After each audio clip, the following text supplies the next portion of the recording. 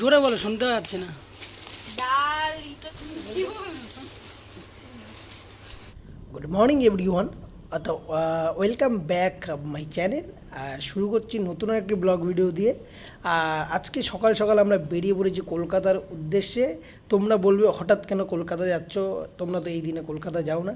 তো যাই হোক, আমরা কলকাতা যাচ্ছি, আর কিছুক্ষণ পরেই বুঝতে পারবে কেন এসেছি কলকাতাতে। তো আমরা সেই NH-12 হয়ে কল্যাণী এক্সপ্রেস হয়ে কলকাতা যাব। তো এই রোডটা আমাদের কাছে এখন ঠিকঠাক মনে হয়। আজকে আমি এসেছি কলকাতায়, আজকে শনিবার। তো দাদাকে নিয়ে আসলাম কলকাতা। তো এটা দেখতেই পাচ্ছ, এটা হচ্ছে অফিস এরিয়া, পুরোটা ইন্ডাস্ট্রি এরিয়া। তো আজকে আমার দাদার একটা জায়গায় ইন্টারভিউ আছে, তা ওকে ইন্টারভিউ দিতে আমি নিয়ে এসেছি। আজকে স্কুটিতেই এসেছি। তো দাদা এখন গেছে ভিতরে ইন্টারভিউ দিতে, আর আমি একটু তোমাদের বাইরেটা দেখাচ্ছি। তো দেখতেই পাচ্ছি এখানে বাইরেটা, এই দেখো পিছনে দেখতে পাচ্ছ DLF এর বিল্ডিং, আর সামনে হচ্ছে যে TCS এর ওডিসি, এটা TCS গীতাঞ্জলি TCS। ওই সামনেটা দেখাচ্ছি জুম করে, দাঁড়া TCS, এই এটা TCS এর। আমি সামনে গেলে ভিডিও করে দেখাবো ওখানে, যাতে ইন্টারভিউটা ঠিকঠাক হয়ে যায়। দাদার যাতে ইন্টারভিউটা ঠিকঠাক হয়ে যায়, সেটাই আমি ভগবানের কাছে আশা করছি, প্রে করছি। তোমরা একটু করে দিও যাতে দাদার ইন্টারভিউটা ঠিকঠাক হয়ে যায়।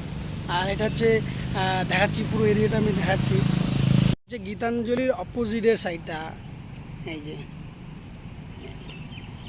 আর এটা হচ্ছে পার্ক সামনে। তো আর ওদিকে আছে, আর এটা পুরোটাই মেনটেন TCS করে, দেখুন। আর দেখুন এগুলো হচ্ছে সেই পায়রা।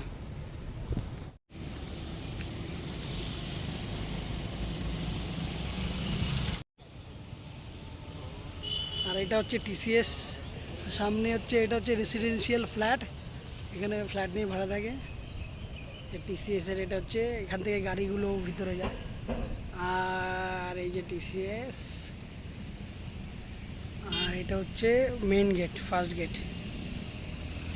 তো দেখো আমি তোমার দেখাচ্ছি পুরো এরিয়াটা দেখো। এটা পুরোটাই মেনটেন করে TCS। ওই DLF ওখানে আছে, DLF সামনে, ওখানেও TCS এর ওডিসি আছে।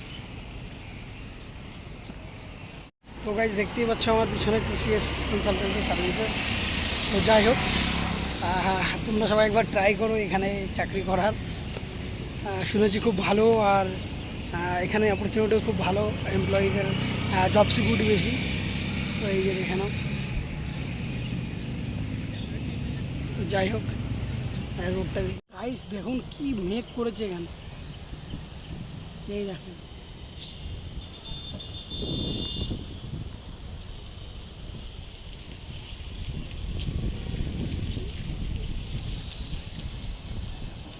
বিশাল মেঘ, বিশাল মেঘ।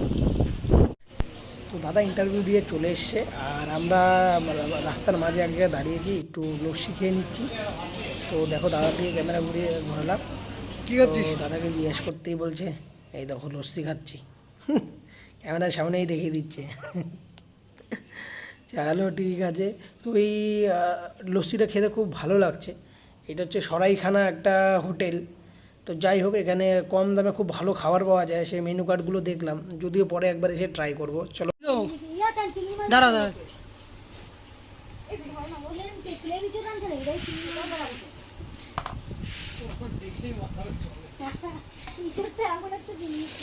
কি গো, কি রান্না করছে আজকে? ডাল জোরে বলো, শুনতে পাচ্ছি না।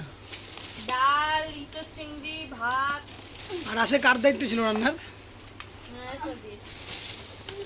আর মা কেটে কুটে সব দিয়ে। বলো বলো বলো, এখানে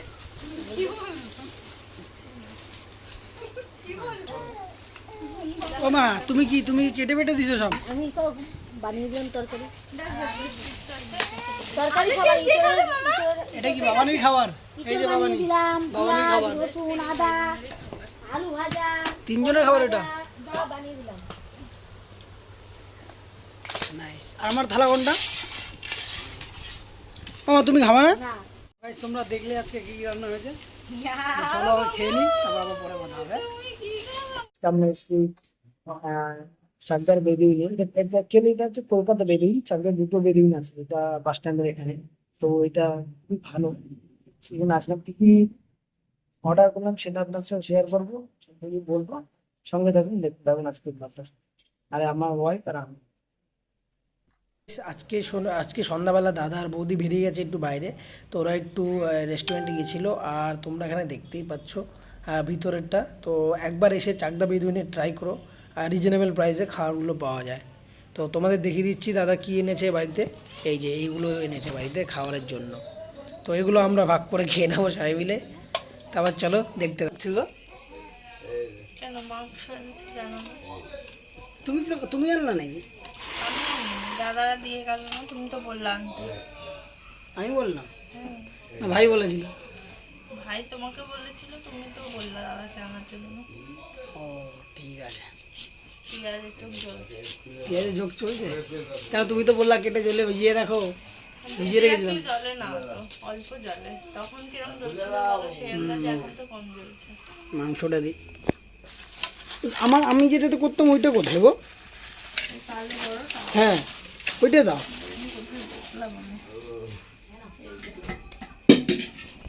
নাও, এই বেস্ট। আমরা সসপ্যানে ভাত করছি। আপনারা কি সসপ্যানে ভাত রান্না করেন? তাহলে আমাদের বলবেন। আমাদের দিল্লিতে আমরা যখন থাকতাম ওখানে সসপ্যানে আমরা ভাত করতাম, হাঁড়ি ইউজ করতাম না। তো আপনারা করলে জানাবেন, খুব ভালো হয় ভাত। যে মাংস এখানে জানি না 1 কিলো হয়তো মাংস আছে। এটাকে একদম মাখিয়ে তারপরে রান্না করবো আজকে, ঠিক আছে? আর নন্দিনী আমার সাথে হেল্পার। না দেখো, এর মধ্যে আমি দিয়েছি জিরের গুঁড়ো আর কাশ্মীরি মির্চ গুঁড়ো আর জিরের গুঁড়ো, হলুদের গুঁড়ো।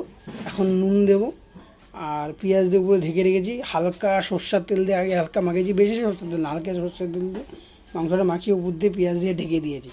এবার একটু নুন দেবো, তারপরে তেল দেবো, তারপরে যেটা আদা রসুন আর কাঁচা লঙ্কার পেস্টটার উপর দেবো, দিয়ে যে আলু কেটেছি আলুটা দিয়ে এটাকে সুন্দর করে মাখাবো, অনেকক্ষণ ধরে মাখাবো। মাখিয়ে একদম মাংসটাকে এখানেই করে ফেলবো, মানে বলতে গেলে হাফ রান্না। তো এইভাবে একদম সহজ পদ্ধতিতে তাড়াতাড়ি মাংস রান্না করা হবে, ঝটপটে মাংস রান্না এটাকে বলে। তো যাই হোক, আমি এখন এটার মধ্যে দিয়ে দেবো নুনের গুঁড়ো। নুন এতটা দেবেন, আপনারা স্বাদ মতন দেবেন।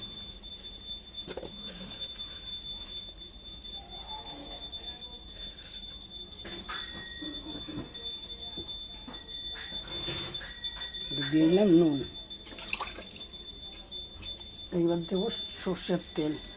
আর মাংস যদি সফট খেতে চান তাহলে মাংস এখন আনবেন, মাংসকে বেশি ধোবেন না, ঠিক আছে? মাংস বেশি ধুলে মাংস টেস্ট থাকে না। মাছ যত বেশি ধোবেন তত মাছ আরও ভালো, কিন্তু মাংস বেশি ধোবেন না। আর এটাকে আমি এখন তেল দিয়ে দেবো, তারপর ওই পেস্টটা দিয়ে মাখাবো। আগে তেলটা ঢেলে দিই।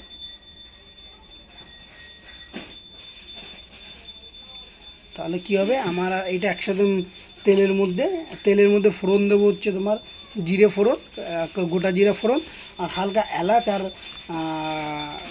দারচিনি। এবার এটাকে আগে পেস্টটা বানিয়ে নিয়েছি, তারপর এটাকে কী করবো। আর এই যে এবার এটা এটা হচ্ছে কাস্তুরি মেথি, এটা হালকা দিলে মাংসে একটু সেন্ট আসে, তো এটাও আজকে দেবো এইটাতে। তো এই যে আমার ওয়াইফ এটা পেস্টটা করে নিয়ে এসছে, এখন পেস্টটা দিয়ে দিয়েছে। এর মধ্যে আছে কাঁচা লঙ্কা, আদা আর রসুন বাটা, আর হালকা একটু কাস্তুরি মেথি দিয়ে দেবো আমি। কাস্তুরি মেথির গুঁড়ো দেখিয়ে দিচ্ছি। কাস্তুরি মেথি আছে, এটাকে হালকা গুঁড়ো করে নেবো হাত দিয়ে, ধোয়াতে ভালো হয়। এই যে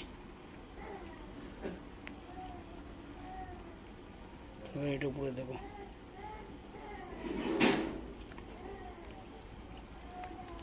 এবার মাখাবো।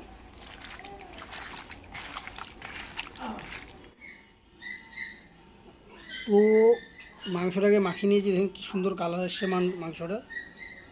এই দেখুন মাংসটা মাখিয়ে নিয়েছি, এর মধ্যে হালকা কাস্তুরি মেথি দিয়েছি, আর আলুও মাখিয়ে দিয়েছি। এবার এটাকে ফোড়নের সাথে বসিয়ে দেবো। তো গাইস আমি মাখিয়ে এটা বসিয়ে দিয়েছি, এটা এবার রান্না করব, তারপর আমরা সবাই মিলে খাবো। তো যাই হোক, আজকে ব্লগ ভিডিওটা আমি এখানেই শেষ করলাম, দেখা হবে কালকে নতুন একটা ভিডিওতে।